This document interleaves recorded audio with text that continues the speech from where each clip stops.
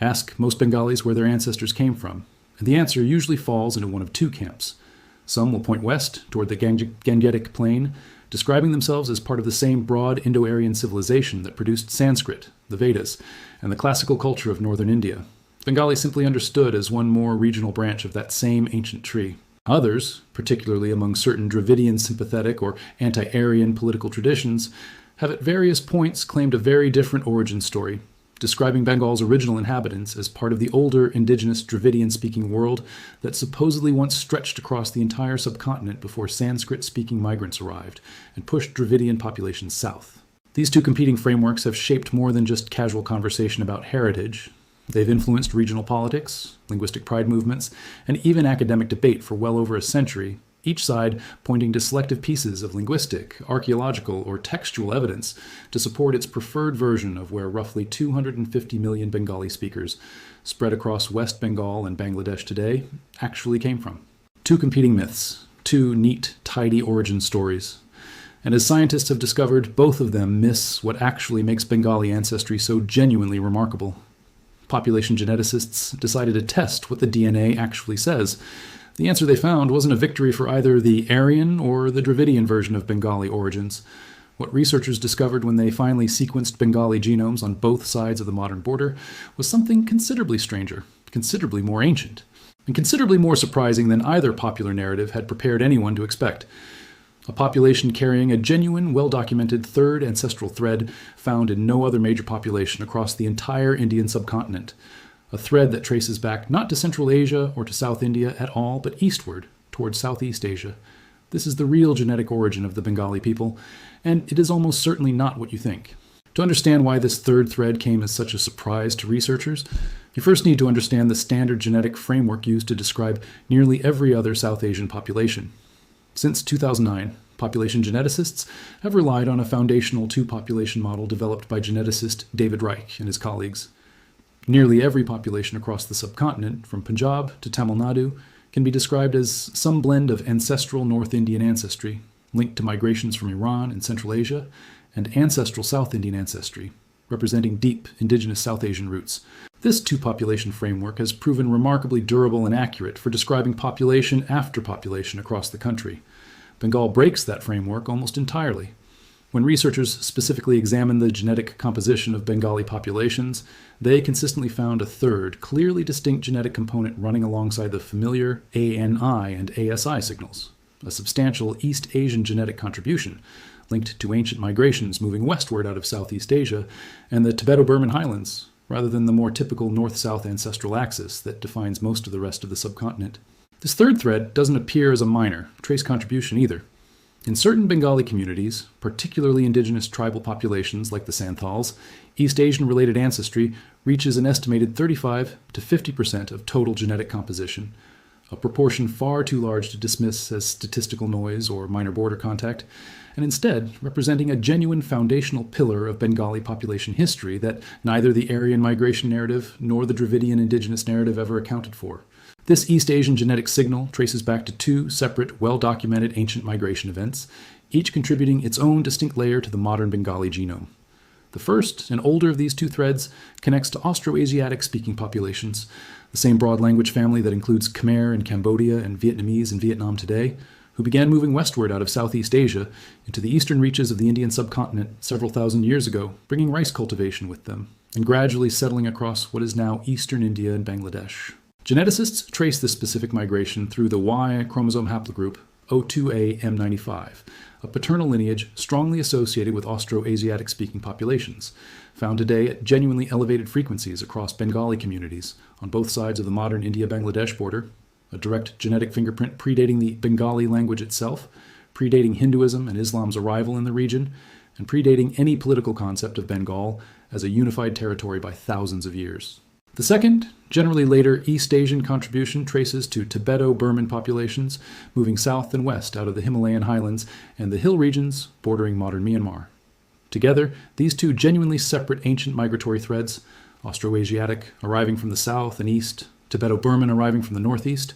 combined with Bengal's pre-existing ancestral North Indian and ancestral South Indian genetic base to produce the distinctive three-way ancestral mixture found nowhere else in comparable proportion anywhere else on the subcontinent. This finding directly and decisively undermines both popular versions of the Bengali origin myth in strikingly different ways. The Aryan descent narrative, which frames Bengali identity as simply one more regional expression of a broadly unified Indo-Aryan civilizational sweep across northern India, offers no explanation whatsoever for where this substantial East Asian genetic component could have possibly come from. Aryan migration theory, whatever its own accuracy regarding the ancestral North Indian component found across northern India, has never had anything to say about Southeast Asian genetic contact, because the migratory routes involved in that older theoretical framework simply never passed anywhere near Southeast Asia at all. The Dravidian indigenous narrative fares no better under the same genetic scrutiny. If Bengal's original population had been part of a broader unified Dravidian-speaking world later fragmented by Indo-Aryan migration, researchers would expect Bengali populations to show a genetic profile dominated overwhelmingly by ancestral South Indian ancestry, similar to what's found across Tamil Nadu, Kerala, and other Dravidian-speaking regions of southern India. Bengali populations do carry meaningful ASI ancestry, but nowhere near the concentration found in the actual Dravidian-speaking South. And critically, that ASI signal exists alongside, not instead of, both the ANI component and the substantial East Asian component, neither competing myth ever predicted. What population geneticists have found instead is a population shaped by geography, as much as by any single migratory narrative. Bengal sits at the delta where the Ganges and Brahmaputra rivers, two of the largest river systems in Asia, converge and empty into the Bay of Bengal, creating one of the most fertile and continuously habitable agricultural landscapes anywhere on Earth. This delta geography made Bengal a natural funnel point for human migration, arriving from at least 3 separate directions across thousands of years.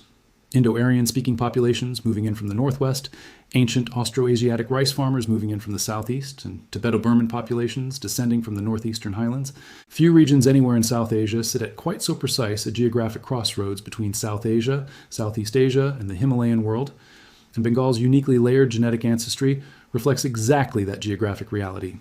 There's a particularly telling piece of evidence confirming this East Asian connection that comes from studying Bengal's own internal genetic gradient. Researchers have documented a consistent west-to-east increase in East Asian-related ancestry across the greater Bengal region, meaning populations in the eastern portions of Bangladesh, closer to the hill regions bordering Myanmar, carry measurably higher East Asian ancestry proportions than populations in the western districts of West Bengal, closer to the rest of the Indian mainland. This gradient reflects simple geographic proximity to the ancient migration routes that originally carried Austroasiatic and Tibeto-Burman ancestry into the region,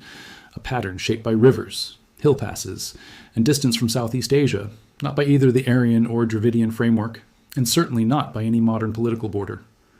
The Chittagong Hill Tracts in Cox's bizarre region of southeastern Bangladesh offer perhaps the most vivid illustration of just how far this East Asian genetic connection actually extends. Populations in this specific corner of Bangladesh, including communities like the Chakma and Rakhine, show genetic ties reaching directly toward Myanmar and Thailand,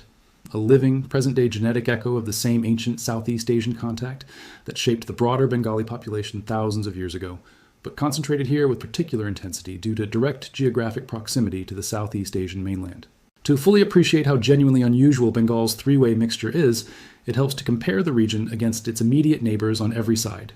Populations in Bihar and Odisha, sitting directly to Bengal's west, show the familiar two-population ANI-ASE pattern found across most of the Indian mainland, with only minimal East Asian genetic contribution, meaning the moment you cross from Bihar into West Bengal, moving barely a few hundred kilometers, the underlying ancestral composition of the population shifts in a way that simply doesn't happen at most other internal boundaries across northern India. Populations in India's northeastern states, sitting to Bengal's immediate northeast, show the opposite extreme, dominated overwhelmingly by Tibeto-Burman ancestry, with comparatively little of the ancestral North Indian component that shapes so much of the rest of the subcontinent. Bengal sits precisely between these two genetic worlds, absorbing meaningful contributions from both, plus its own additional Austroasiatic layer from the south and east, a genuinely unique three-way convergence that neither of its immediate neighbors fully replicates in either direction. The same three-way ancestral mixture also runs across Bengal's internal caste and community divisions, adding yet another layer of complexity that neither simplified origin myth ever anticipated. Researchers studying Bengali population structure have found that upper caste Hindu communities historically associated with administrative and scholarly roles, groups like Kayasthas and Baidyas, tend to show somewhat higher proportions of ancestral North Indian ancestry, positioning them closer to broader North Indian genetic patterns. Namasudra communities and other historically marginalized scheduled caste groups show measurably higher proportions of both ancestral South Indian and East Asian-related ancestry, and indigenous tribal communities, such as the Santals, show the highest East Asian-related ancestry of any Bengali-associated population studied, a proportion dramatically higher than found in the broader Bengali Hindu or Muslim population, reflecting these communities' particularly close and enduring genetic connection to the ancient Austroasiatic migration wave. Bengali populations have, in one specific respect, already received a degree of international genetic research attention rarely extended to other South Asian communities, and that existing research directly confirms the three-way ancestral pattern described here. As part of the Global 1000 Genomes Project, one of the earliest large-scale international efforts to catalog human genetic diversity, researchers specifically included a reference population labeled Bengali in Bangladesh, collected from individuals in Dhaka who identified all four of their grandparents as Bengali. Analysis of this reference population, alongside subsequent research conducted on West Bengal populations, has consistently reproduced the same three-component finding across multiple independent research teams working with different sample sets years apart. Precisely the kind of independent replication that gives population geneticists real confidence that this three-way ancestral signature reflects genuine Bengali population history, rather than a statistical artifact specific to any single study's methodology. What makes this internal diversity scientifically significant is that it appears consistently on both sides of the modern India-Bangladesh border, following the same broad caste and community patterns rather than diverging along national lines. This connects to a separate but closely related finding.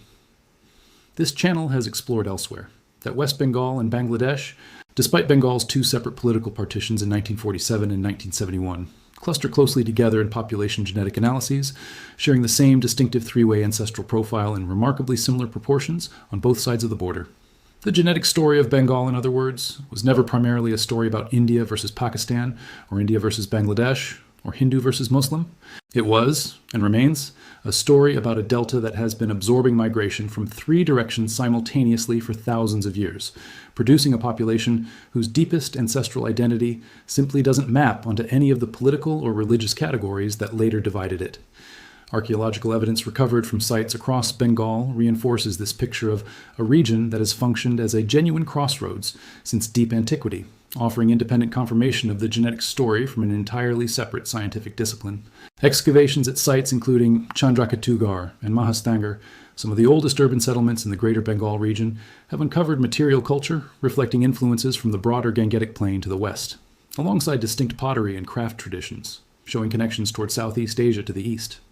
Historical and religious texts from the region, some dating back over 2,000 years, likewise describe Bengal as a place of frequent trade, migration, and cultural exchange, situated at the eastern edge of the classical Indian world and connected through extensive Bay of Bengal maritime trade networks to Myanmar, Thailand, and the broader Southeast Asian mainland, centuries before European colonial trading companies ever arrived in the region.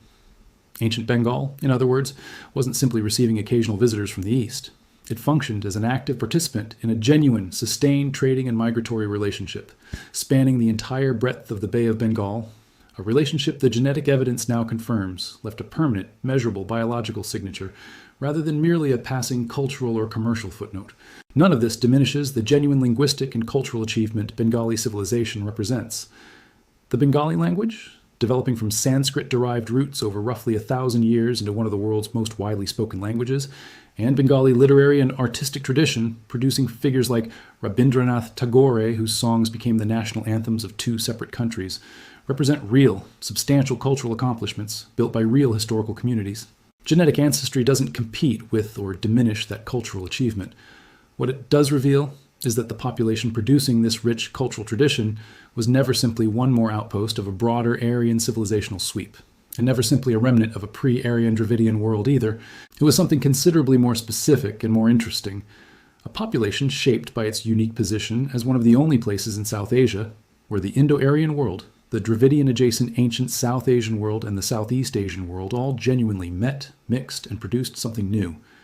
It's worth pausing to consider why these two competing and equally incomplete origin myths took hold so persistently in the first place, because the explanation reveals something important about how ethnic and linguistic identity narratives typically form. The Aryan descent framing gained traction partly because Bengali is genuinely and uncontroversially an Indo-Aryan language, descended from Sanskrit through a documented linguistic lineage, a real verifiable fact that made the broader Aryan migration narrative feel like a natural, complete explanation for Bengali identity as a whole, even though language descent and genetic ancestry, as this channel has explored repeatedly, frequently diverge from one another across human history. The Dravidian indigenous framing, meanwhile, gained particular political traction during specific periods of Bengali intellectual and political history, when asserting a pre-Aryan indigenous identity served as a meaningful counter-narrative to certain North Indian-centric versions of Indian nationalism.